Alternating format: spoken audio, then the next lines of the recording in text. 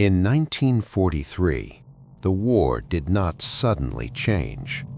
It quietly crossed a line. No announcement, no confession, no admission of failure. Just a moment when those in charge realized something they could never say out loud. This war could no longer be won. History teaches us to look for turning points in battles, but real turning points happen somewhere else. They happen in rooms without windows, around tables covered in maps, where people stop asking how to win and start asking how long this can be kept together. In 1943, that question replaced every other one. This was not panic, it was worse. It was clarity. From this moment on, plans stopped reaching into the future. They stopped aiming for decisive outcomes. Instead, they focused on maintaining control, avoiding collapse, and preventing sudden failure. When a war reaches this stage, every decision becomes defensive, even when it looks aggressive from the outside. This is what the point of no return really looks like. Not chaos, order. Because once leaders understand the outcome, they become more dangerous, not less. They stop risking bold moves. They stop trusting initiative. They tighten control. And when control becomes the priority, truth becomes a threat. Publicly, the message stayed the same: confidence, certainty, inevitable success. Privately, everything had shifted. Logistics began to matter more than momentum. Stability mattered more than progress. Time became the enemy, not the opposing side, time. Because time exposes weakness. Every month revealed shortages. Every delay widened imbalances. Every temporary solution became permanent. And yet, stopping was impossible. Stopping meant admitting that the sacrifices had led here. Stopping meant facing consequences that no leader wanted to face. So the war continued, not because victory was realistic, but because ending it was unthinkable. This is the most uncomfortable truth of 1943. The war didn't continue because it made sense. It continued because no one knew how to end it without losing everything else. And this realization didn't stay at the top. It began to leak downward. Orders became stricter. Flexibility disappeared. Risk-taking was punished, not because it was dangerous, but because unpredictability was. These are the signs of a system that no longer believes in its future, only in survival. But understanding something in a strategy room is one thing. Seeing its consequences is something else entirely. Because when this realization reached the ground, it didn't arrive as a document or a plan. It arrived as silence. And nowhere was that silence louder than in a city that had already been erased, Stalingrad. Not during the fighting, but after it stopped. Because once the guns fell quiet, the real cost of 1943 became impossible to ignore. And what remained was not victory, it was aftermath. The guns were quiet. The smoke had cleared. Yet the city of Stalingrad was no longer a city. Buildings were gone, streets were rubble, and in the eerie silence, the cost of 1943 became visible. No banners of victory, no celebrations, only the weight of a truth too heavy to speak aloud. The war was already decided, but life was far from over. When we think of battles, we imagine clashes of armies, but the aftermath is something else entirely. Here, in Stalingrad, the aftermath was a lesson in survival and despair. The soldiers returned, some. The civilians returned, fewer. And the survivors learned something crucial. Victory on a map does not equal safety. Victory on paper does not erase loss. The city, which once buzzed with life, now existed only in fragments, in memories, in ruins, in silence. Imagine walking through streets where every building is gone. The air smells of cold ash and wet earth. The wind whistles through empty shells of homes. Every corner hides a reminder of what was lost, not just structures, but lives, families, hope. And yet, people move forward. They scavenge, rebuild, survive, because stopping is not an option. Here, survival becomes a mental battle. Each choice to move, to eat, to rest, to trust carries weight. Each choice could be the difference between life and death. But the worst enemy is not hunger or cold or rubble. It is the knowledge that the war has already decided their fate. And that understanding is a quiet, creeping terror. In 1943, this quiet terror spread beyond Stalingrad. Soldiers returning to the front carried it with them. Commanders understood it but could not admit it, and civilians in nearby towns felt the tremor in every rationed loaf, every delayed letter, every silent train line. This was the cost of the point of no return. The war machine was no longer about momentum, it was about endurance. Not bravery, not glory, just making it to the next day. And when endurance becomes the goal, life itself becomes fragile. Picture this: empty streets, rubble piled high, shadows moving between ruins, soldiers walking silently past homes that no longer exist, families huddled in basements, waiting, listening. The tension does not come from explosions. It comes from what could happen next, from uncertainty, from understanding that each step forward is a risk.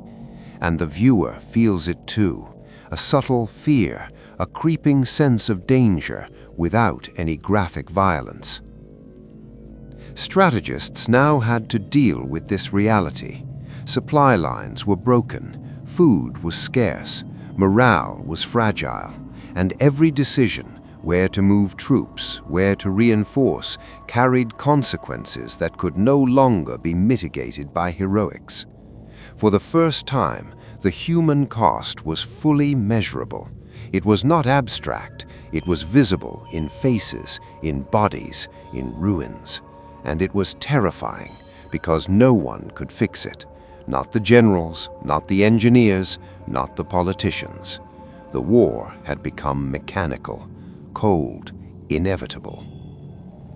And yet, despite knowing all this, people continued. Soldiers fought, civilians endured. The machinery of war moved forward, indifferent.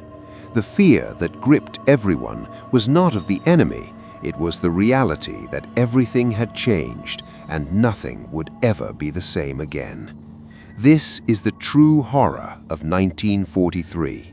Not bombs, not bullets, not fire, but the slow, relentless realization that the war was out of human control. But Stalingrad is only one city. 1943 was full of cities, towns, and people facing the same silent truth. And as the year continued, another battleground emerged, not of armies, but of decisions, fear, and strategy, where commanders began to gamble everything on hope, not reason. The next story takes us there. By mid-1943, the war had reached a terrifying stage. Commanders no longer simply fought battles. They gambled with human lives, with cities, with time itself. Every decision carried consequences far beyond the map. Every mistake could ripple into disaster. And the most dangerous part? They all knew it. The point of no return had been reached. Stalingrad had shown the cost of reality. Now, everywhere, generals and politicians had to make impossible choices. Do you commit your remaining forces to an offensive that might fail? Do you conserve troops and risk losing initiative? Do you trust hope or only numbers? These were not decisions made with confidence. They were calculated risks, born from fear, desperation, and the cold arithmetic of war. Imagine standing in a command room, maps spread across the table. Red markers show your positions, blue markers show the enemy, and yet the markers mean little. The real enemy is probability, numbers, timing, morale, exhaustion. A single misstep could erase months of planning. One gamble gone wrong could cost thousands of lives and the very line between survival and collapse. Commanders had to weigh every option against uncertainty they could never eliminate. And the tension was suffocating. The fear, silent, pervasive in every decision. Soldiers did not see the maps. They only felt the results. Reinforcements delayed, orders that made no sense, and movements dictated not by strategy, but by the gamble of command. The mental toll was immense. Officers questioned themselves in private. Men on the front lines questioned their leaders. Civilians questioned whether survival was even possible. Yet the gamble continued, because the alternative, admitting failure, was unthinkable. Consider the battles in the East. German commanders, already stretched thin, attempted to regain momentum. They risked entire corps on assaults that could fail in hours. Every lost tank, every misfired shot was not just a loss of material, it was a loss of morale and hope. On the Allied side, planners held back forces, waiting for the perfect moment. But waiting itself was a risk. Delays could mean death for those on the front. Every decision was a high-stakes gamble, and every gamble carried the shadow of 1943's earlier lessons. Stalingrad, the Eastern Front, the point of no return. The fear here is not immediate danger. It is the awareness that no one can control the outcome. Commanders could plan, strategize, and calculate, but luck, timing, and human error always loomed. And the closer you are to the front lines, the clearer it becomes. The war was no longer won by courage alone. It was won or lost by decisions no human should have to make. And as these gambles unfolded, a hidden battlefield emerged, one beyond bullets and tanks. It was the battlefield of morale, human endurance, and unseen sacrifice. Because while commanders gambled, ordinary people bore the consequences. The next chapter takes us there. 1943, the cost of human endurance. By 1943, the war was no longer fought only with guns. It was fought against something far more fragile, the human spirit itself. Every shortage, every delay, every impossible order became a weapon. And the people at the front, in the cities, and behind the lines felt it first. The true battlefield was inside human minds. Victory had become abstract. Survival had become tangible. Soldiers were no longer fighting for glory or ideology. They fought to preserve themselves. Civilians scavenged to preserve their families. Commanders calculated not the next battle, but how long their people could endure. Every day, every decision chipped away at morale. Every rationed loaf, every delayed reinforcement, every shattered home whispered, "You are expendable," The war will continue with or without you. Imagine a soldier trudging through mud, cold seeping into his bones, yet receiving orders that make no sense. Imagine a mother searching rubble for food for her children. Imagine the invisible weight of knowing that no one, not even those in charge, truly controls what will happen next.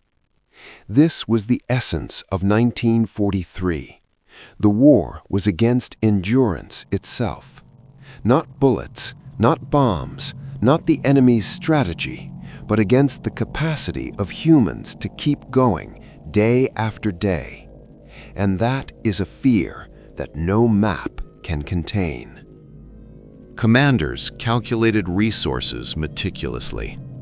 How many bullets each soldier could use, how much food could be spared, which towns could be reinforced, and which were expendable. These decisions were cold, mechanical, precise. Yet the consequences were human: exhaustion, despair, broken minds, families lost. And as months dragged on, the war machine continued its relentless march. It cared nothing for hope. It cared nothing for fear. It only moved forward. In cities, hospitals overflowed. Food distribution failed. Every day, civilians faced impossible choices. Do you move to a safer street? Do you share food with strangers? Do you hope the front will hold?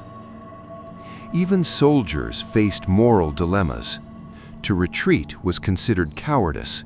To attack could mean death. Yet the gamble of command dictated both paths. The human mind became the front line. Every decision, every pause, every hesitation was a battlefield.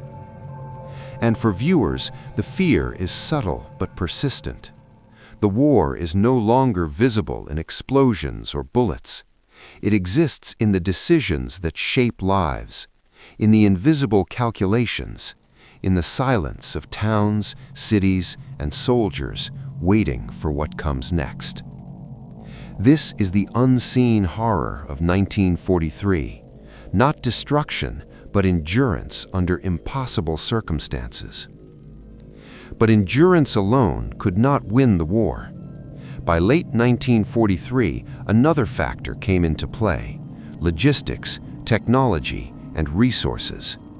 The war would be decided not just by courage, but who could outlast the other, materially and mentally. The next chapter explores 1943, economy, supply, and the machinery of survival. By the end of 1943, the world had changed irrevocably. Armies had gambled, cities had fallen silent, and supply lines had been stretched to the breaking point. But the true cost was not measured in territory, bullets, or metals.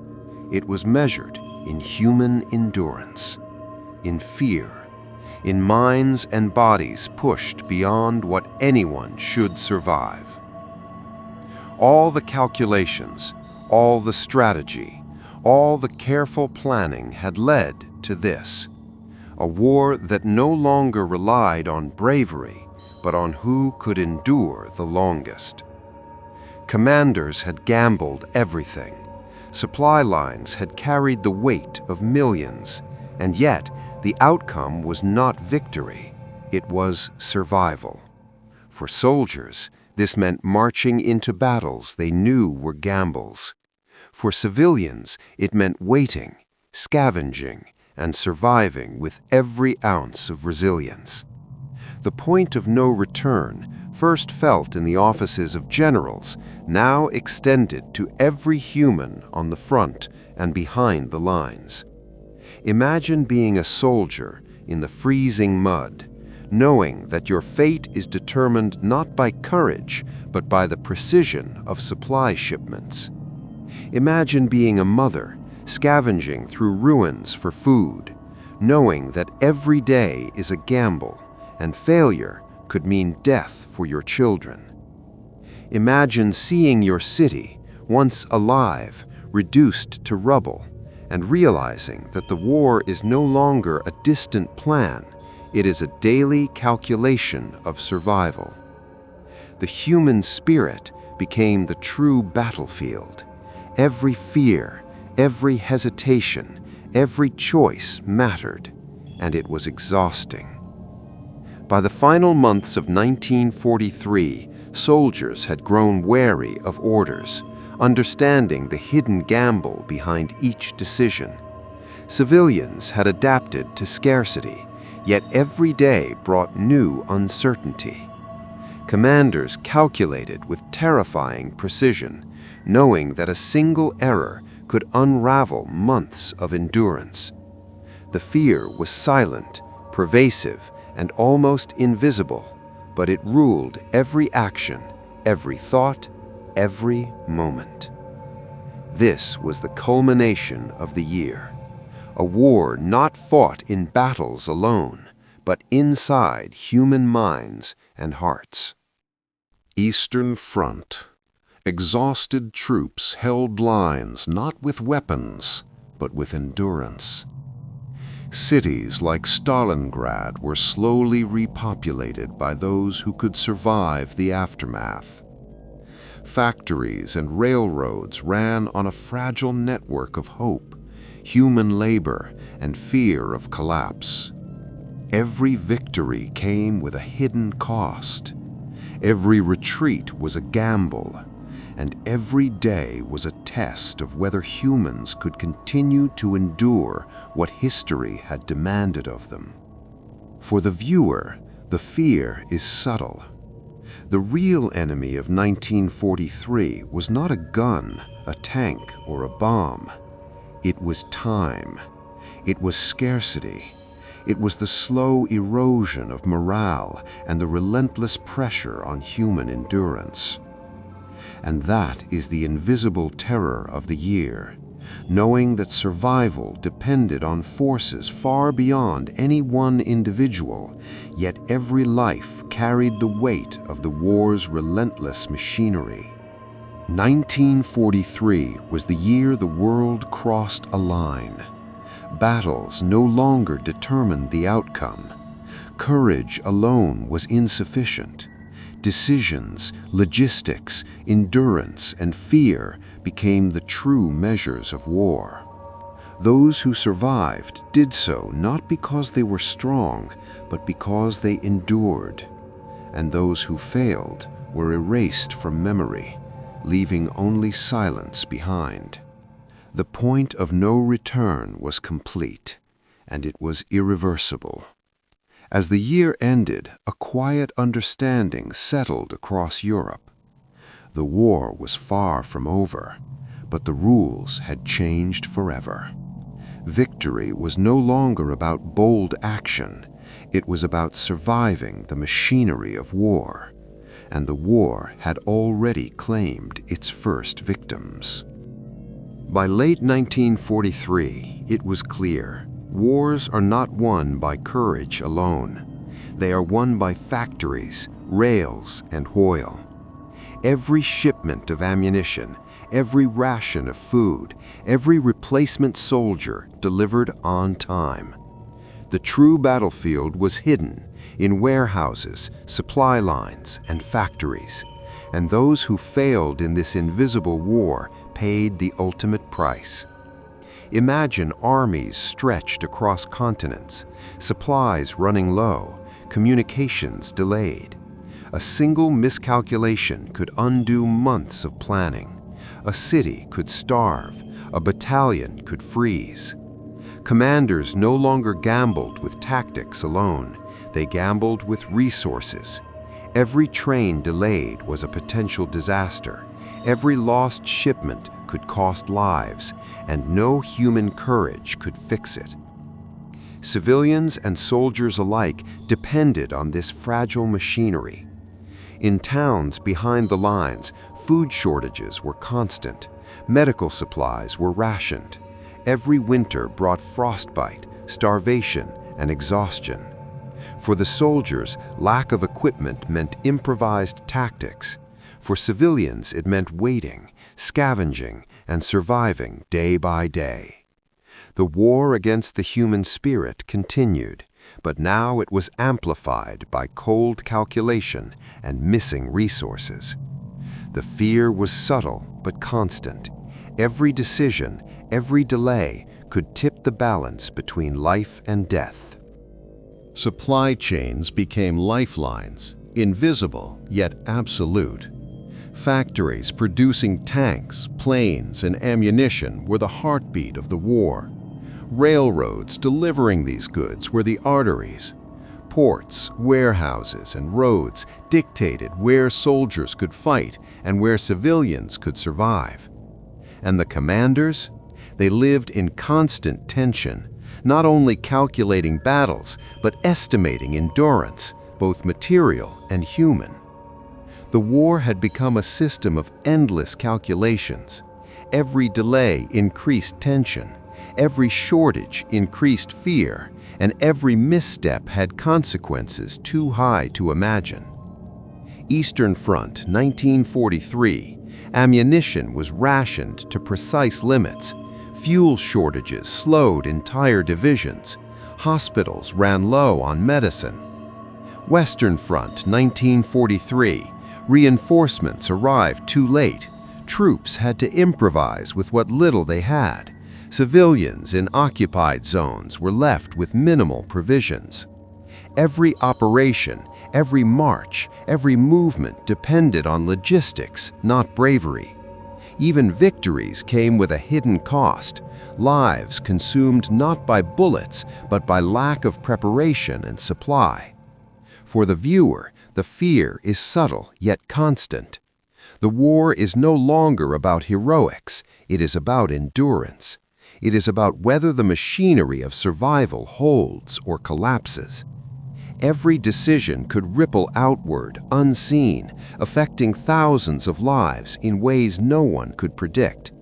And that is the invisible horror of 1943, a war fought in silence, with consequences felt in every home, every barrack, every hospital. But even the best-planned logistics cannot overcome human nature. By late 1943, morale, loyalty, and fear began to collide with strategy and supply. And that collision would decide the final chapter of the year, 1943, when people broke and history moved forward.